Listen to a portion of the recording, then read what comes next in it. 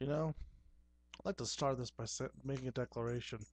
Many people may be wondering this, maybe thinking of this, looking at me with my nice little sweater, my stupid little hat, and my headphones. And I'll make the declaration, I'm not wearing pants right at the moment. From the waist down, it's all free. Just in case you were wondering. Now that that's said, I've been wanting to do for a while a vlog about the origins of my clown, Mr. Zero. So I think I'll go right into it while I'm playing with the dog. Um, Mr. Zero started, he first came out. The name I had before was something, I don't like names. I don't like having a name myself. I think it's just weird when you have to tell someone what's your name, and it's all, oh, my name is blah. It always sounds weird coming out. I guess it goes back to that old thing. What is something that you own but you never use, but other people use more than you, and it's your name. Really, you don't own your name. Your name owns you. But at any rate, I always hated names, and I always like one of the names I would go by is Mr. Zero. I'm nobody, Mr. Nobody, Mr. Nothing. Dominus Nile was one that I used once in a while. God of Nothing. But at any rate, so let's start off at I've been into clowning since I was 15. Studied it, read every book I could on it, and found out that basically the rules of clowning are just do what you want. Whatever you find funny, do it. Whatever kind of makeup you want, do it.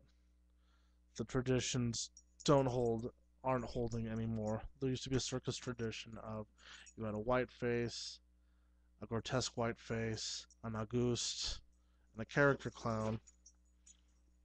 And you go to the circus anymore. You go to Ringling Brothers.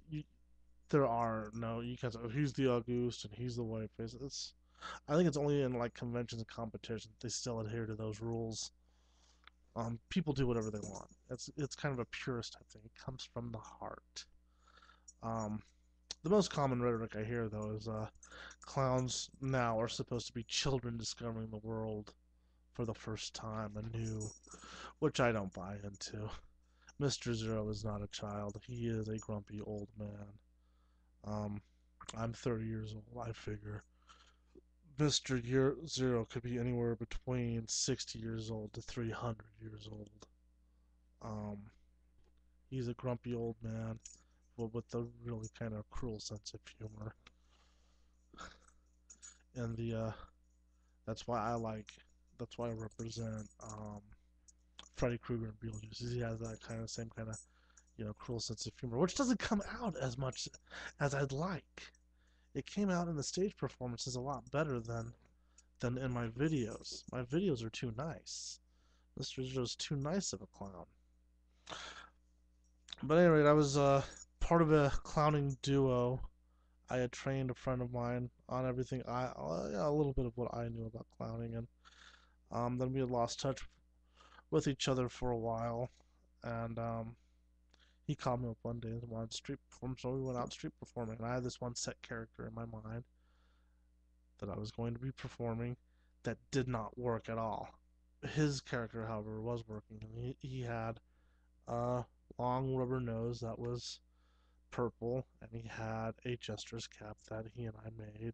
We had dyed it purple, and then we were wearing rocker t-shirts, and he was out there like juggling and whatnot, and people were reacting to him, but I was back there playing bass and making sad faces because I was a sad bass clown.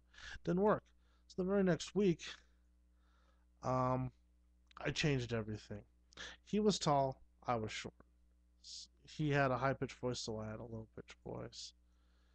He was trying to have airs of sophistication. I was bass and unsophisticated.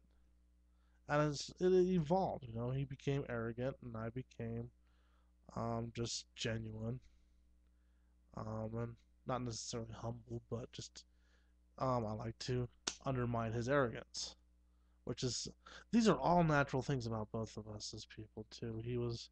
He had an arrogance about him. He wanted to be sophisticated. He would talk about the opera. And I'm like, opera, yeah, whatever.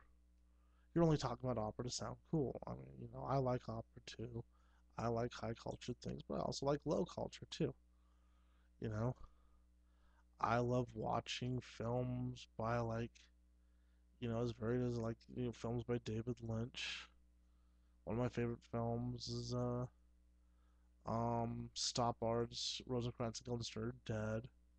Love that movie, but at the same time, Dude, Where's My Car is a really fun movie to watch.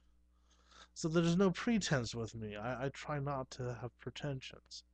And that I'm pretentious, but that's like the only way I'm pretentious. And so that's how it went. And we started performing on the streets, and people reacted to us. They liked us. Um, More sad to the point, they liked me. They didn't like Violet, the purple jester clown, because he wasn't willing to be as silly as I was, or he started getting uncomfortable in his silliness. I can't really right. And he started getting jealous of me and how I would be able to just steal the spotlight every time, and every bit we did. You watch those videos, and he will say that I'm like that the videos that we made, I'm in the spotlight and he's in the background. And doing he's not getting enough attention, enough focus. And really, I told him it's because he's not putting out the effort to get noticed. People don't want to watch him. People wanted to watch me because I was putting on more of a show. And so eventually we parted ways because he was just getting tired of it. We had a little cafe show that we were doing. It was called Cafe Lafe, which I designed the poster for the show. I designed it, and he just got approval. He got approval, but I designed everything. I wrote out the scripts. I came out with the bits. I even wrote bits for him. One of the best bits we had was the terrible birthday clown, which you can see. I re-performed that in my bit, in my video, Happy Birthday. You watch that, you'll see that bit I had written for him, and people love that bit, and I wrote it for him. And then he just got tired of not making money at it. Well, he felt that the coffee shop that we were working at should pay us money for coming in. And I said they only pay us money if we brought in business. We're not bringing in business, so they have no entitlement to pay us. I even told the owner of the place, and she said she wishes she could pay us, but she's glad we're there. And then the coffee shop went out of business. It crashed and burned, like so many other mom and pop businesses in this world. It died. And so he left the show, and then I was left without a venue. I was going to do a solo show, but now I'm stuck doing videos on YouTube, and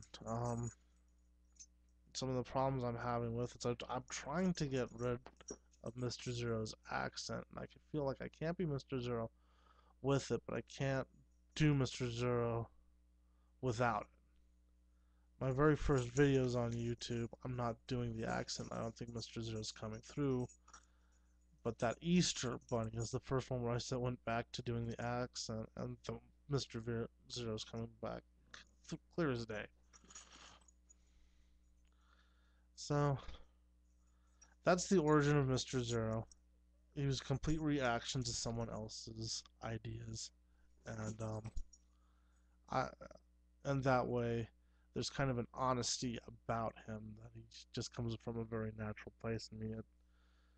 I didn't come up when I tried to come up with preconceptions of what my clown would be, it didn't work. When I just started going naturally, it did, and that is the art of clowning.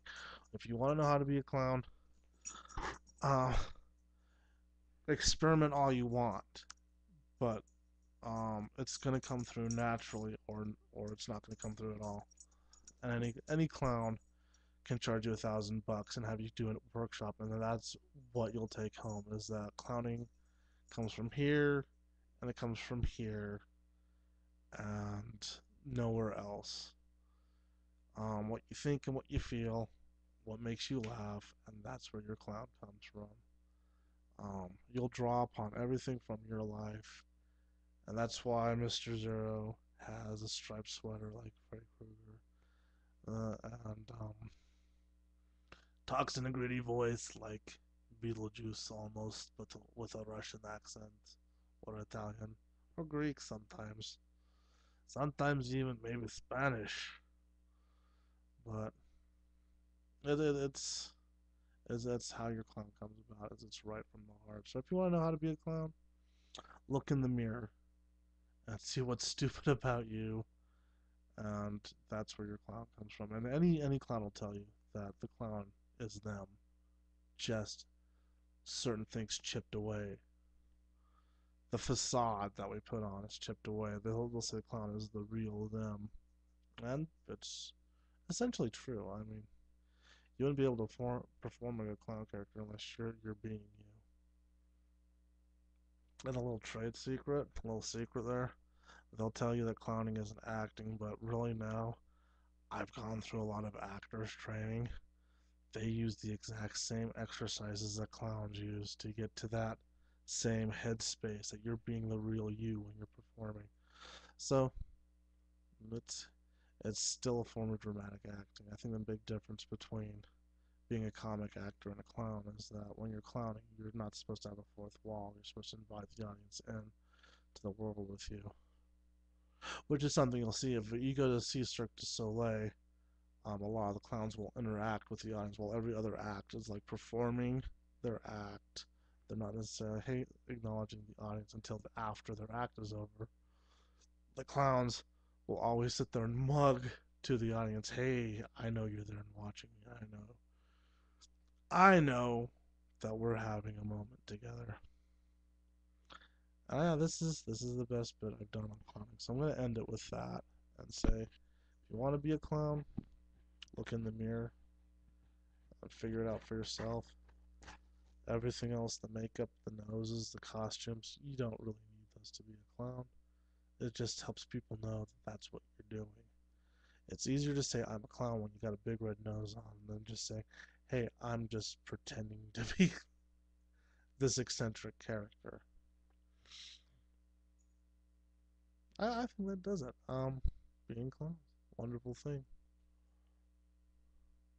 You don't need to be pretentious about it and say that it comes from some sort of spiritual, uplifting place. You just need to say, hey, it's what makes me laugh, and it's what gives me joy, and hopefully other people enjoy me doing it.